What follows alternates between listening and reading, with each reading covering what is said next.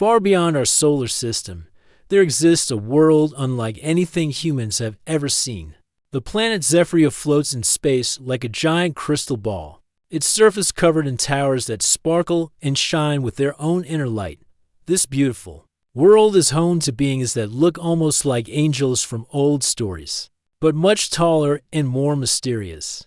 Queen Lyrale has ruled this magical planet for 300 years. She stands as tall as the humans put together, with skin that glows like moonlight on water. Her eyes change color like the aurora in Earth's sky, shifting from deep blue to bright silver depending on her mood. When she walks, the very ground beneath her feet seems to hum with power. But here's the strange thing about this powerful queen. Nobody talks to her. Not really. For centuries, her own people have been too scared to even look at her directly. They bow when she passes by, but they never smile at her or ask how her day was. They treat her like a living statue in a museum, something to admire from far away but never touch. The queen lives alone in a palace that floats high above the clouds. It's made of the same crystal material as the rest of the planet, but it glows brighter than anything else. From her windows, she can see the entire world spread out below her. But she might as well be looking at a painting. Everything feels distant and cold.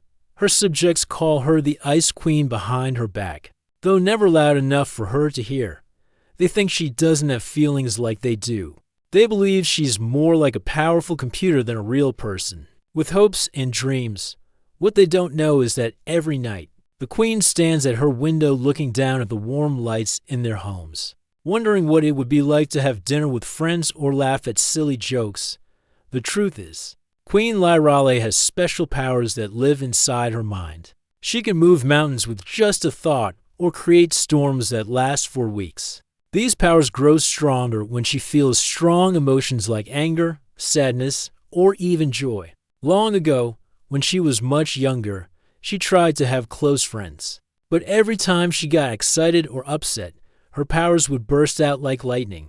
Buildings would crack, the ground would shake, and people would get hurt after too many accidents. She made a terrible choice. She decided to lock away all her feelings deep inside her heart. She became the cold, distant ruler everyone expected her to be. It was safer for everyone, but it made her incredibly lonely. One ordinary morning, something happened that would change everything. A small spaceship came falling out of the sky like a shooting star, leaving a trail of smoke behind. It crashed in the purple fields outside the main city, creating a crater in the soft, glowing soil. Queen Lyrale watched from her palace as her guards went to check on the crash. She expected to see another group of alien traders or maybe some lost space travelers. These visits happened sometimes, but the visitors always asked to speak with her advisors, never with her directly. They had heard the stories about the dangerous Ice Queen and wanted nothing to do with her personally. But when the guards brought the survivors to her throne room, something was different. There were 5 beings inside strange white suits, much smaller than her people. When they removed their helmets, she saw faces unlike any she had encountered before. These were humans, though she didn't know that word yet. 4 of the humans looked exactly like she expected visitors to look. Their eyes were wide with fear, and they kept their heads down, trembling as they stood before her massive throne. They whispered to each other in their strange language, and she could sense their terror even without using her mind powers. But the 5th human was different. While his friends shook with fear, he looked straight up at her with eyes full of curiosity. He didn't seem scared at all. Instead, he appeared genuinely interested in her, as if she were the most fascinating thing he had ever seen. When their eyes met, he didn't look away or bow his head. He just smiled a small, gentle smile. This simple act shocked the queen more than any weapon could have. Nobody had looked at her that way in over 100 years, not with fear or worship, but with genuine interest and kindness. She felt something warm flutter in her chest, something she had almost forgotten existed. The human stepped forward when his friends tried to pull him back. He raised his hand in what she would later learn was a greeting gesture and said something in his language, even though she couldn't understand his words. His tone was friendly and respectful, not terrified like everyone else for a moment. Queen Lyrale forgot how to speak. She sat on her crystal throne, staring at this small being who dared to treat her like a normal person. Her advisor shifted nervously, unsure what to do about this unprecedented situation. The other humans looked like they wanted to disappear into the floor. Finally, the queen found her voice. She spoke in the common galactic language that most space travelers knew. "Who are you? And why do you look at me without fear?" The human smiled wider and answered in the same language, though with a strange accent. "My name is David Chen. I'm a scientist from a planet called Earth. I look at you without fear because I see no reason to be afraid of someone who hasn't done anything to harm us. You seem curious about us, just like I'm curious about you." These words hit Queen Lyrale like a gentle earthquake. Nobody had ever called her curious before. Nobody had ever suggested that she might be interested in learning about others. For centuries, everyone assumed she already knew everything worth knowing and couldn't be bothered with the small concerns of lesser beings. But David was right. She was incredibly curious about these strange new visitors. She wanted to know about their world, their customs, their way of life. She wanted to understand how this small being could look at her towering form and her glowing eyes and see a person instead of a monster for the first time in decades. Queen Lyrale leaned forward on her throne, genuinely engaged in a conversation. The movement caused her crystal crown to catch the light and send rainbow patterns dancing across the walls. Her advisors gasped quietly, recognizing this as a sign that their queen was actually interested in something. "Tell me about this Earth," she said, her voice softer than it had been in years. "And tell me why you're not afraid when everyone else who meets me can barely stand to be in the same room." As David began to answer, the queen realized that something inside her was waking up after a very long sleep. She didn't know it yet, but this moment would be the beginning of the greatest adventure of her very long life. Queen Lyrale decided to let the humans stay on Zephyria while their ship was being repaired. This wasn't unusual. She often allowed stranded travelers to remain until they could continue their journeys. What was unusual was her reason for doing it this time. She wanted to learn more about these strange beings, especially the one called David who had looked at her without fear. The other humans were given rooms in the guest quarters of the main city. They stayed close together, venturing out only when necessary and always in groups. They spent their time fixing their damaged ship and counting the days until they could leave this frightening world with its terrifying queen. But David was different. While his friends huddled together sharing worried whispers, he explored the crystal city with the wonder of a child seeing snow for the first time. He walked through the glowing streets, marveling at how the buildings seemed to grow from the ground like beautiful trees. He watched the Zephyrian people go about their daily lives, taking notes in a small book he always carried. The queen's advisors warned him about getting too close to the palace. They told him that Queen Lyrale valued her privacy above all else, and disturbing her meant certain punishment. David nodded politely at these warnings, but he couldn't help noticing things that others seemed to miss. During his third day of exploration, he discovered something remarkable. Behind the floating palace, hidden from the main city by tall crystal walls, was a garden unlike anything he had ever seen. It was filled with flowers that looked strangely familiar, though they glowed with the same inner light as everything else on this world. David pressed his face against the crystal wall and gasped. Those were earth flowers, roses, tulips, daisies, and dozens of other species that should never have been able to survive on an alien world. Someone had not only brought them here, but had learned how to make them thrive in Zephyria's unique environment. As he watched, a tall figure moved between the flower beds with careful, gentle steps. It was Queen Lyrale, but she looked completely different from the intimidating ruler he had met in the throne room. Here in her secret garden, she was simply a person who loved beautiful things. She knelt beside a patch of sunflowers, touching their petals with a tenderness that made David's heart skip a beat. The queen's expression was soft and peaceful, nothing like the cold mask she wore in public. She was humming a quiet melody as she tended to her flowers, a sound so beautiful it made the crystal walls vibrate with gentle music. For the first time, David realized that the terrifying Ice Queen was actually incredibly lonely. Over the following days, David began leaving small gifts at the garden gate. He started with a pressed flower from his own planet, one he had kept in his notebook as a reminder of home. The next day, it was gone. Encouraged, he left a short note explaining what the flower was and where it came from. Day by day, his gifts became more personal. He shared stories about Earth, descriptions of human customs, and observations about Zephyrian culture that he found beautiful and interesting. He never asked for anything in return, never demanded an audience or special treatment. He simply wanted to share his thoughts with someone who might understand. What David didn't know was that Queen Lyrale read every single note. She treasured each small gift, studying them in her private chambers long into the night. Nobody had ever tried to communicate with her as an individual before. Politicians sent formal requests through her advisors. Merchants offered trades through proper channels. Even her own people only spoke to her during official ceremonies. But here was this small human leaving her flowers and stories like a friend might do. His notes weren't asking for anything except understanding. He wrote about missing his own home, about the beauty he saw in her world, about questions he had regarding Zephyrian history and culture.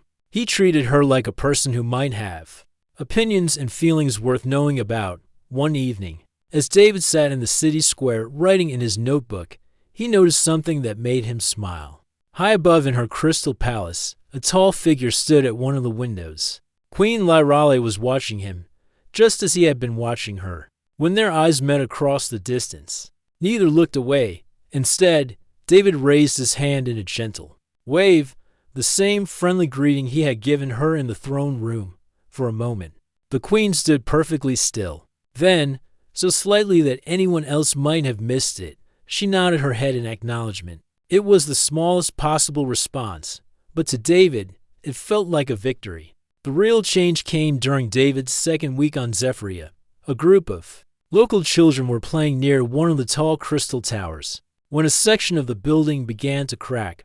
The tower had been damaged in a recent storm, but nobody realized how unstable it had become. As chunks of crystal began falling toward the children, everyone else froze in terror. Everyone except David. Without thinking about his own safety, he ran straight into the danger zone, scooping up the smallest children and pushing the older ones toward safety. A massive piece of crystal crashed down exactly where they had been standing just seconds before. David himself barely escaped, diving clear as the entire section of the tower collapsed in a shower of sparkling debris. From her palace window, Queen Lyrale watched the whole thing happen. She had been prepared to use her powers to stop the falling crystal, but David had acted so quickly that her help wasn't needed. As she saw him brush dust off his clothes and check on each child to make sure they weren't harmed, something warm and unfamiliar stirred in her chest. This human had risked everything to save children who weren't even his own species. He had shown the kind of selfless courage that her own people used to display before centuries of war and hardship had made them cautious and afraid. In that moment, Queen Lyrale realized that David Chen wasn't just different from other visitors to her world. He was different from anyone she had ever known. That night, for the first time in 300 years, Queen Lyrale left her palace. She walked down to the garden gate where David left his daily gifts and, with trembling hands, left something of her own. It was a small crystal flower, carved with her own powers and glowing with soft blue light. Attached to it was a note written in her elegant handwriting. The note said simply, "Thank you for seeing me." When David found the gift the next morning, he held the crystal flower up to catch the light and smiled the biggest smile of his entire life. The Ice Queen wasn't made of ice at all. She was just someone who had been waiting a very long time for a friend. The crystal flower changed everything between David and Queen Lyrale. What started as small gifts and notes at the garden gate slowly grew into something neither of them had expected. The queen began leaving longer messages, sharing thoughts she had never spoken aloud to anyone. David responded with stories about his life, his dreams, and his genuine fascination with her world. 3 weeks after the tower incident, something unprecedented happened. Queen Lyrale sent an official message through her advisors requesting a private meeting with the human scientist. Her council was shocked. The queen never requested private meetings with anyone, let alone with aliens who had crash-landed on their world. When David arrived at the palace's small reception room, he found it completely different from the grand throne room where they first met. This space was warm and comfortable, with soft lighting and furniture that seemed designed for actual conversation rather than intimidation.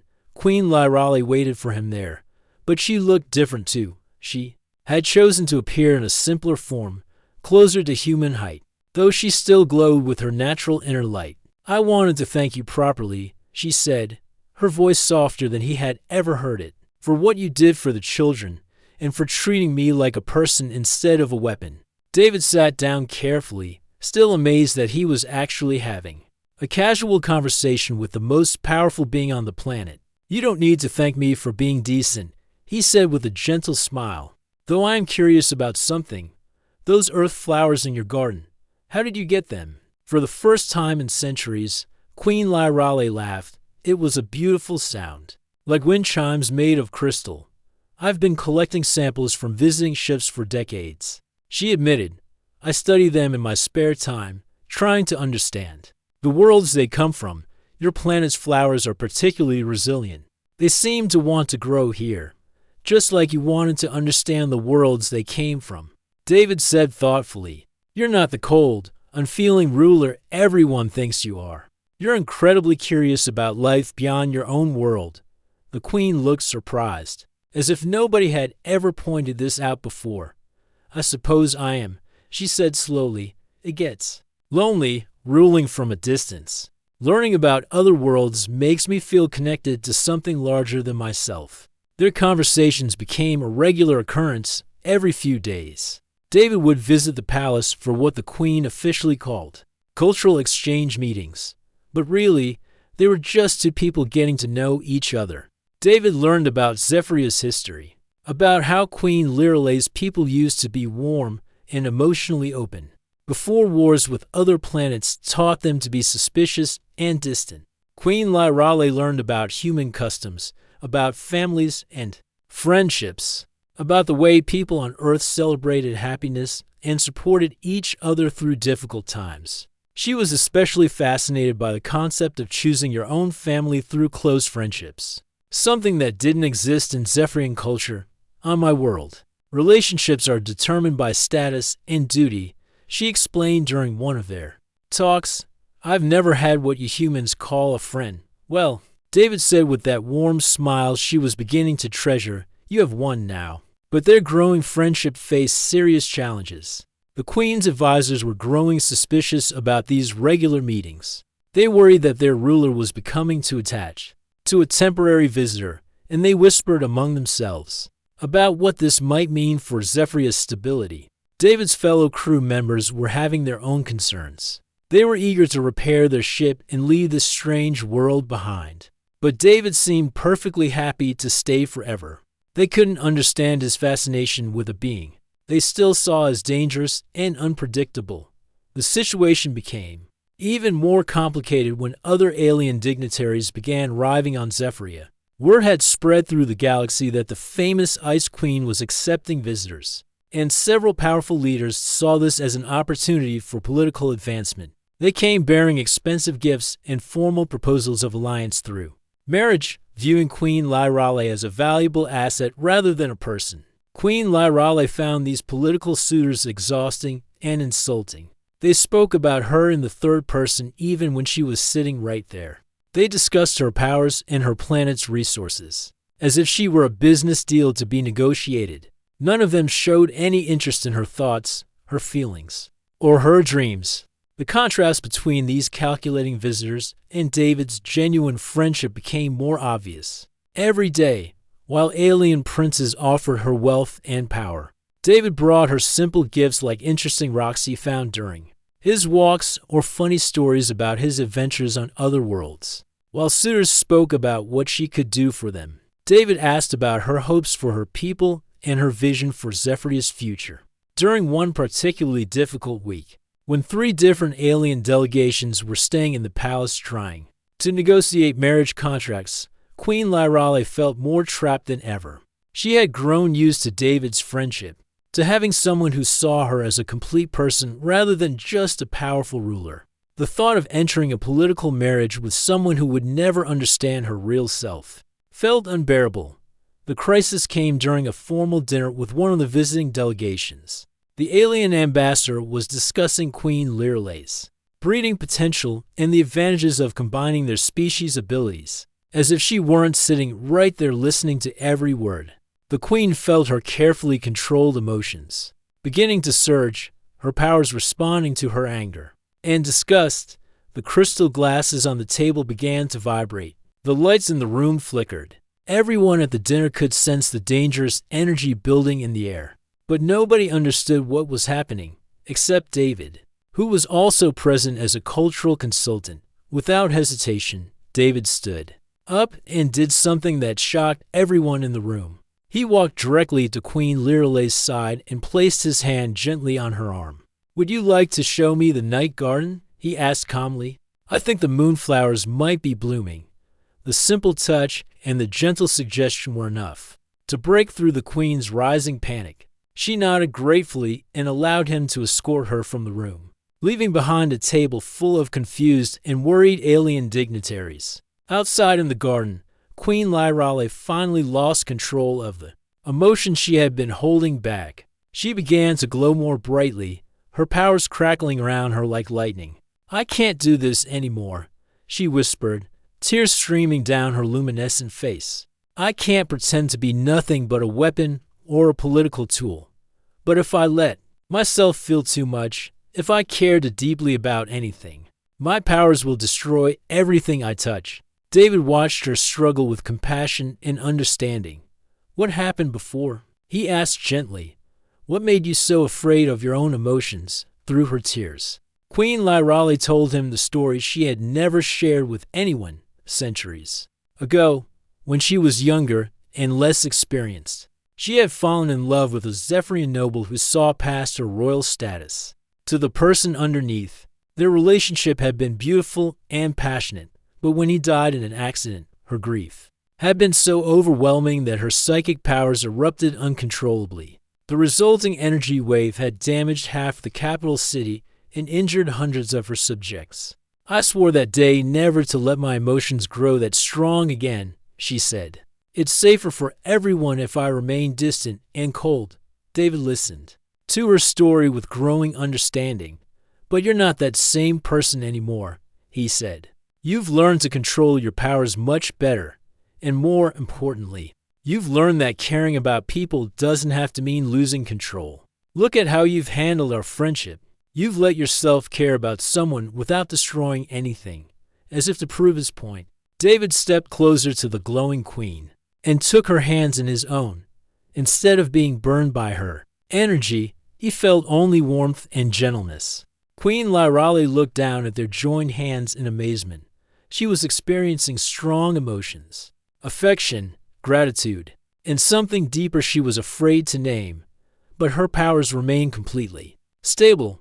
"You see," David said with a smile, "you're not dangerous when you care about someone. You're just more yourself." In that moment, standing in her secret garden with moonlight filtering through the crystal walls, Queen Lyrale realized that her biggest fear had been keeping her from her greatest dream. She had been so afraid of hurting people with her emotions that she had forgotten how much joy came from connecting with others.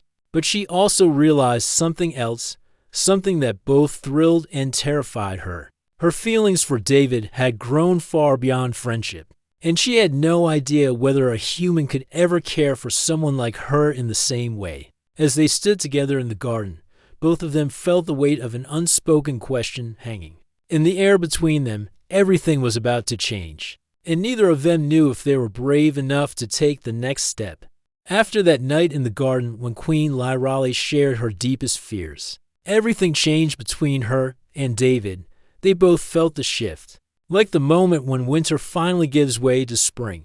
But instead of bringing them closer together, This new understanding created a painful distance between them.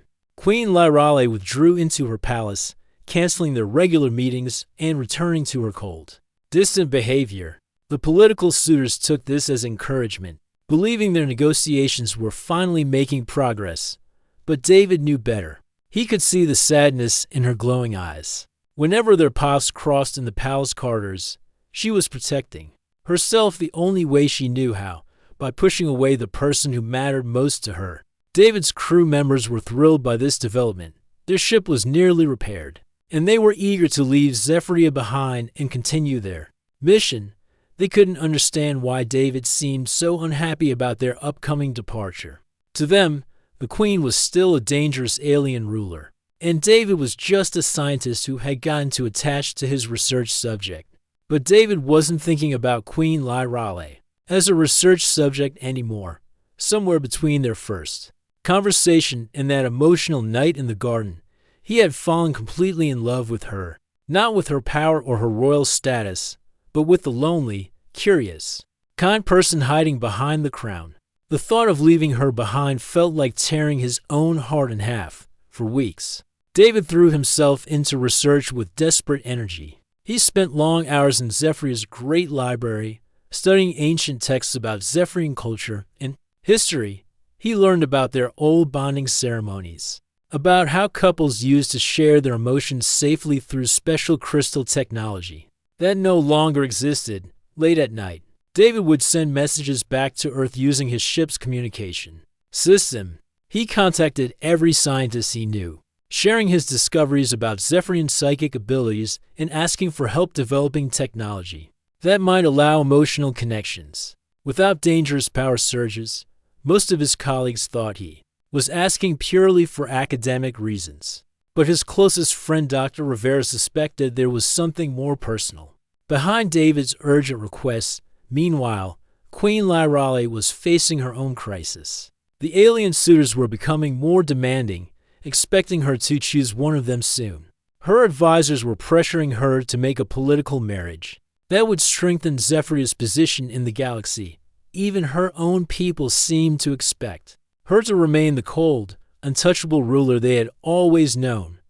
But every night, she stood at her window watching David's lonely figure walking through the crystal city below. She had tasted what it felt like to be seen and understood by someone who cared about her happiness. The thought of spending the rest of her very long life without that connection felt unbearable. Everything changed when the Drakmori Empire launched a surprise attack on Zephyria.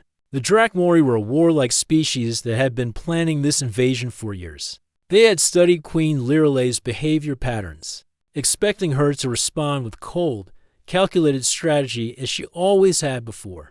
They thought they understood exactly how the Ice Queen would react to their assault. They were completely wrong. When the Drakmori ships appeared in Zephyria's sky and began attacking the outer cities, Queen Lyrale felt something she hadn't experienced in centuries. It wasn't just anger at the invasion or duty to protect her people. It was fierce, protective love for everyone and everything on her world, including one particular human who had taught her what it meant to care deeply about someone. The Queen's response to the attack was unlike anything in Zephyrian military history.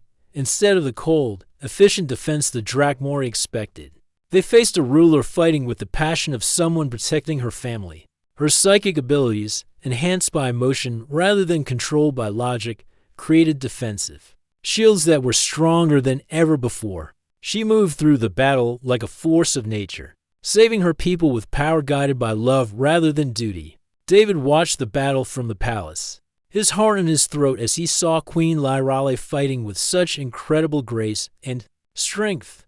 This wasn't the distant ruler her enemies expected to face. This was someone fighting for everything she held dear. And David realized with a shock that he was part of what she was fighting to protect. The battle was over in hours instead of the days or weeks the Drakmori had planned for.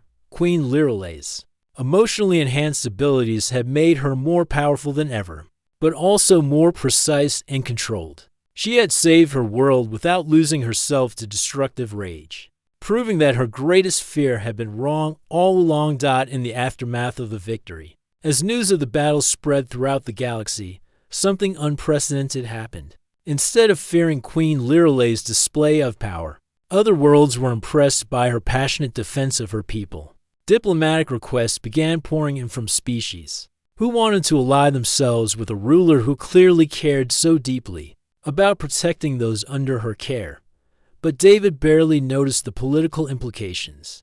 All he could think about was the woman he loved, who had just proven to herself that strong emotions made her stronger, not more dangerous. He realized that if he didn't act now, he might never get another chance to tell her how he felt.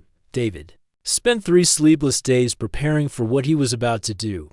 He worked with the few pieces of advanced technology he had brought from Earth, combined with crystal samples from Queen Liralay's garden, to create something that had never existed before. It wasn't much to look at, just a simple ring made from a small piece of Zephyrian crystal that would glow with the same inner light as the Queen herself. On the day when Queen Liralay was scheduled to hear formal proposals from the various alien suitors, David made a decision that shocked everyone in the palace. Instead of staying in the background as a cultural observer, he walked straight into the throne room where the ceremony was taking place. The Great Hall was filled with alien dignitaries, Zephyrian nobles, and representatives from dozens of worlds. Queen Liralay sat on her crystal throne in full royal regalia, looking every inch the powerful, untouchable ruler. The alien suitors had spent the morning presenting their offers, trade agreements, military alliances,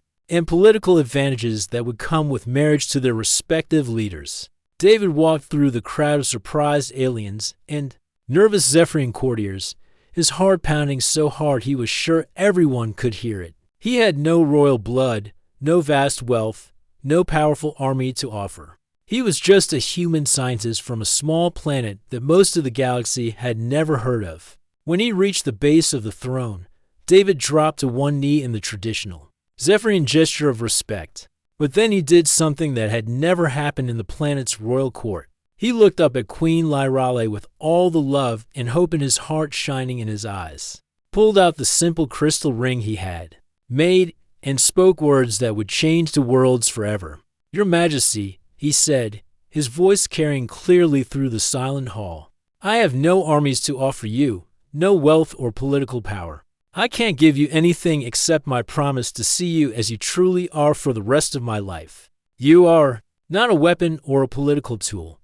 You are the most remarkable person I have ever known, and I love you for your curiosity, your kindness, and your courage. Will you marry me?" The silence in the throne room was so complete that you could have heard a feather fall. Alien ambassadors stared in shock. Zephyrian nobles gasped. Even Queen Liralay herself seemed frozen in surprise. But David just knelt there, holding out his simple ring and waiting for an answer that would determine the course of both their lives. For what felt like an eternity, Queen Liralay stared down at David kneeling before her throne. The crystal ring in his outstretched hand caught the light and sparkled with the same inner glow that marked everything beautiful on Zephyria. Round them, the throne room remained silent as a tomb, with alien dignitaries and Zephyrian nobles holding their breath. Then something magical happened.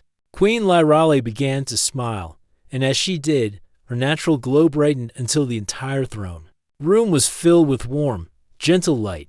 She stood up from her crystal throne, walked down the steps with grace that made her look like she was floating, and knelt down in front of David so they were at eye level.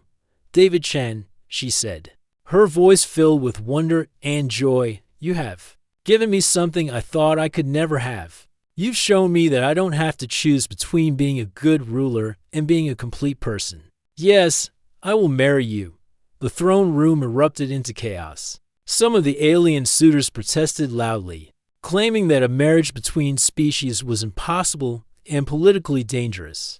Several Zephyrian advisors looked like they might faint from shock. But David heard none of it. All he could focus on was Queen Liralay's radiant face as she allowed him to slip the simple crystal ring onto her finger.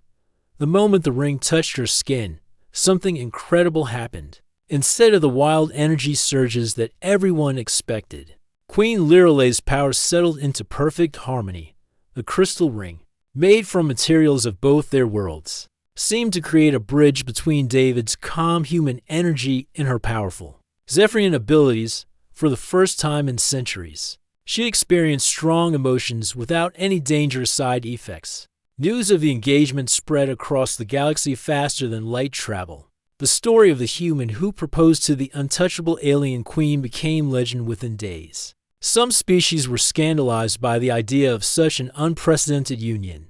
Others were fascinated by the possibilities it represented for interspecies cooperation and understanding. David's crew members were stunned when they heard the news. They had expected to leave Zephyria with their scientist colleague in tow, not to attend his engagement ceremony to the most powerful ruler in this part of the galaxy. Dr. Rivera, David's closest friend, was the first to understand what had really happened. You didn't just fall in love with her, Rivera observed during a private conversation. You helped her fall in love with herself. That's why this works.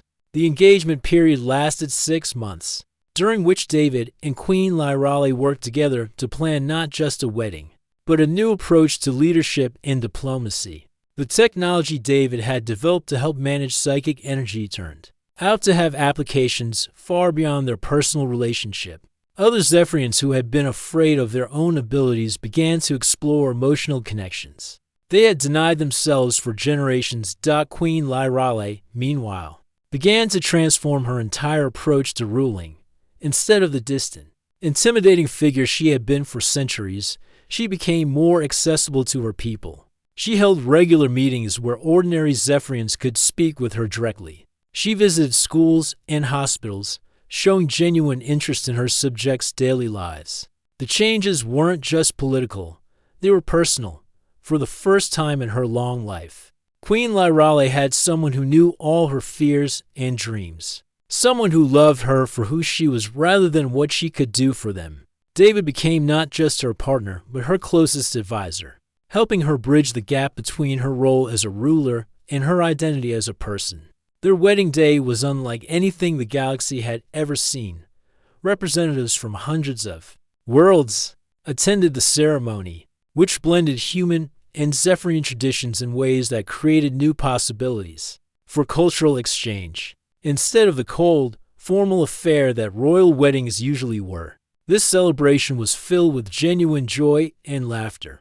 The ceremony took place in Queen Lyrale's secret garden, now expanded and open to the public as a symbol of transparency. In connection, David wore traditional Zephyrian robes that shimmered with embedded crystals, while Queen Lyrale chose a simple white dress inspired by human wedding customs. When they exchanged vows, their words were broadcast across multiple worlds, inspiring countless other beings to reconsider their own barriers to connection and understanding.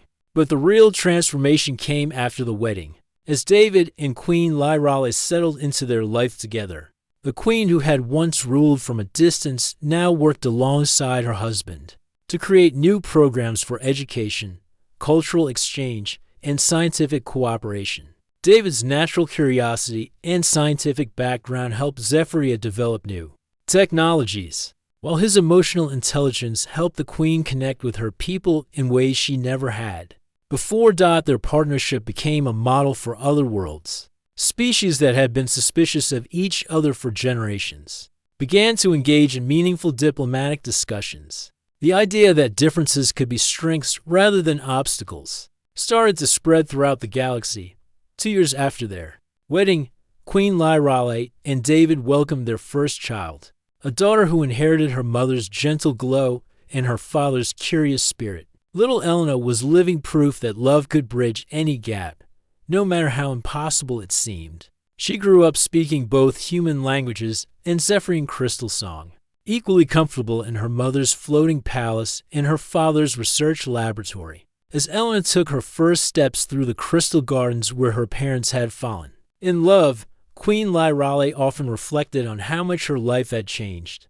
The woman, who had once been too afraid to feel anything deeply, now spent her days surrounded by family and friends who valued her thoughts and opinions rather than just her power. David, meanwhile, had found his true calling not just as a scientist, studying alien cultures, but as a bridge builder helping different species understand each other. His work had expanded far beyond Zephyria, as other worlds requested his help in developing better communication and cooperation with their neighboring planets. But perhaps the most important change was in the Zephyrian people themselves, seeing their queen's happiness and emotional growth. They began to rediscover their own capacity for warmth and connection. The cold, distant society that had developed out of fear slowly transformed into a more open and welcoming culture.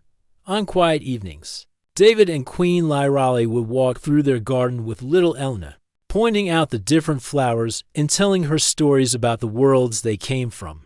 The earth roses bloomed alongside Zephyrian crystal flowers, creating combinations of color and light that had never existed before. It was a perfect symbol of what their family represented, the beautiful things that could grow when different worlds came together with love and understanding. Queen Lyrale would sometimes pause during these walks to marvel at how different her life had become. The lonely ruler who had once believed she was too dangerous to love anyone was now surrounded by warmth and laughter every day. She had learned that her greatest strength wasn't her psychic abilities or her royal authority. It was her capacity to care deeply about others while remaining true to herself. And David, looking at his wife and daughter playing among flowers from a dozen different worlds, knew that he had found something more valuable than any scientific discovery. He had found a love that transformed not just two people, but entire civilizations. Their story became a legend told on countless worlds. The tale of the human who saw past fear to find love, and the queen who learned that true power comes from the courage to be vulnerable. It was proof that sometimes the most impossible dreams are just waiting for someone brave enough to make them real. As the three of them stood together under Zephyria's double moons, surrounded by the impossible garden they had created together, they knew that their love story was really just the beginning. There were infinite worlds to explore, countless barriers to break down, and unlimited possibilities for connection and understanding. The Ice Queen had melted not because she was weak, but because she was finally strong enough to let someone see who she really was, and in doing so, she had helped create a warmer, more connected galaxy for everyone.